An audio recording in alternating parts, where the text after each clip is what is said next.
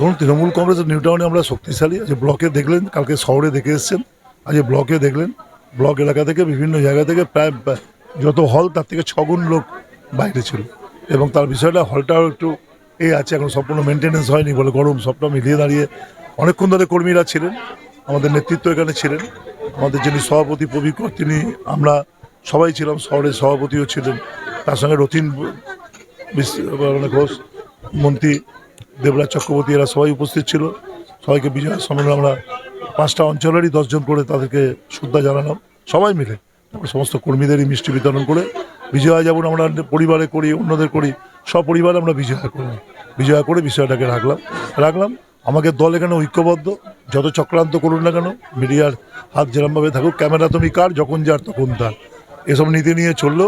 আর আমরা বলি কর্মী তুমি কার, তৃণমূল কংগ্রেসেরই, তো কর্মী তুমি কার, দলের সাথে, আমরা কোনো কারোর সাথে, দলের সাথে আমরা থেকে এই কাজটা করছি। নিউ টাউনের তৃণমূল কংগ্রেস ঐক্যবদ্ধ সংগঠিত একটা রাজনৈতিক দল, বিচ্ছিন্নতার কোনো জায়গা তৃণমূল কংগ্রেসে নিউ টাউনে নেই। ভোটের পরের থেকে একদম দেখবেন বিজয় সম্মেলনীতে সমস্ত কিছু বিষয়গুলোকে দেখবেন খুব ভালোভাবেই কর্মীরা করবেন। আমাদের রাজ্যে সরকার তৈরি হবে, দেশকে চ্যালেঞ্জ জানানোর জন্য, আমাদের সাম্প্রদায়িক শক্তিকে চ্যালেঞ্জ জানানোর জন্য শক্তি জোগাড় হবে, এবং নিউ টাউনে আমরা আগের থেকেও বেশি ভোটে জয়লাভ করবো।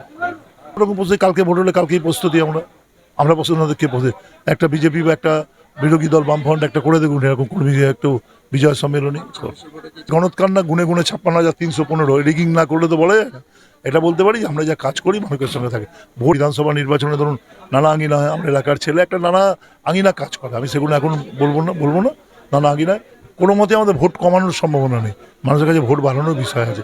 যদি কোনো সমালোচনা থাকে মাথা পেতে আমরা মানুষের কাছ থেকে নেব, অভিজ্ঞতা নেব। ভোট তো শুধু জেতা বা প্রতিশ্রুতির জায়গা না, অভিজ্ঞতারও জায়গা। যদি মনে করি কোনো কাজ করতে করতে ঘামতি আছে, আমরা শিখবো না কে বলেছে, শেখার জন্য কোনো রাজনৈতিক কর্মী বা নেতার এরকম কোনো অভ্যাস আছে নাকি যে তিনি শিখবেন না, মানুষের কোনো পরামর্শ নেবেন না? হতে পারে কাজ করতে গিয়ে কোনো ভুল থাকতে পারে, ভুল থাকলে আমরা শিখবো, বিষয়টাকে রাখবো আমরা সে কাজটাকে করবো। আমরা তার জন্য প্রস্তুত, জনগণকে নিয়েই প্রস্তুত, কোনো মতেই ন্যায্য কোনো ভোটারকে বাদ দিতে আমরা দেবো না। যদি কোনো মৃত ভোটার বাদ যায় আলাদা কথা, যদি কোনো ডুপ্লিকেট ভোটার বাদ যায় আলাদা কথা, আমরা করছি। আমরা যেটা সেই প্রস্তুতি রেখেই কালী পুজোর পর আমরা প্রত্যেকটি বুথে আমাদের একজন করে এমন কর্মীকে আমরা দায়িত্ব দেবো, যারা এটা ভোট বিএলও আসলেই তারা সবটা ওয়াচ রাখেন এবং দেখে থাকেন, যদি আনফেয়ার কোনো সিদ্ধান্ত নেন আমরা হতে দেবো না। দেখুন, কর্মীদের উচ্চাস নিউ টাউনে অত শক্ত ঘাঁটি হচ্ছে তৃণমূল কংগ্রেসে, আমাদের একটু খারাপ লাগছে। কেননা প্রাকৃতিক দুর্যোগের জন্য 3 দিন আগে আমরা জায়গাটা পরিবর্তন করে মাঠ থেকে আমাদের এই হলে এনেছি। একটা সময় ছিল এই হলে যার লোক ধরেছিল তার 4 গুণ 5 গুণ বেশি লোক বাইরে ছিল, রাস্তা ব্লক হয়ে গেছিলো, বাস রাস্তা পর্যন্ত ব্লক হয়ে গেছিলো। তা মানুষ কিভাবে স্বতঃস্ফূর্তভাবে এসছে, সেভাবে খবর পাঠাতেও পারি, আমরা মেসেজ করেছি এসছে, যে স্বতঃস্ফূর্তভাবে তারা এসছে। এটাই হচ্ছে আমাদের ঘাঁটি। এটা তৃণমূল কংগ্রেসকে কিভাবে চায় মানুষ, তারা কিন্তু আজকে এসে প্রমাণ করে দিয়েছে।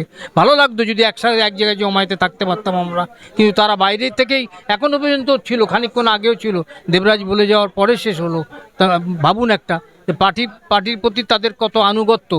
এটাই চাই, এরকম অভিষেক বন্দ্যোপাধ্যায়, মমতা বন্দ্যোপাধ্যায় যে নির্দেশ দিয়েছেন যে মানুষকে নিয়ে আমাদের করতে হবে, বিজয়া সম্মেলনী করতে হবে, আমরা অক্ষরে শুধু তাই না, যে কোনো নির্দেশ আমাদের ওপর থেকে এলে আমাদের মুখ্যমন্ত্রী মমতা বন্দ্যোপাধ্যায়, সর্বভারতীয় তৃণমূল কংগ্রেস নেত্রী মমতা বন্দ্যোপাধ্যায় এবং অভিষেক বন্দ্যোপাধ্যায়ের নির্দেশ আমরা অক্ষরে পালন করি, আগামী দিনও তাই করব। বাড়ি আমার বলা ঠিক না, যে নির্দেশ নেতৃত্ব দেবে সেই নির্দেশ আমরা অক্ষরে পালন করব। ডিসিশন মেকার আমি নই, ডিসিশন নেওয়ার অধিকার আমাদের নেই।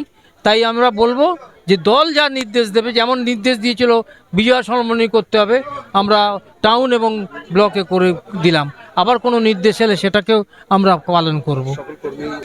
বার্তা কি, পার্টিকে ভালোবাসো, পার্টির সঙ্গে থাকবে, কিছু পাওয়ার জন্য না, দলকে ভালোবেসে যেটুকু দেওয়ার আমরা দেব নিশ্চিতভাবে, এছাড়া নেই।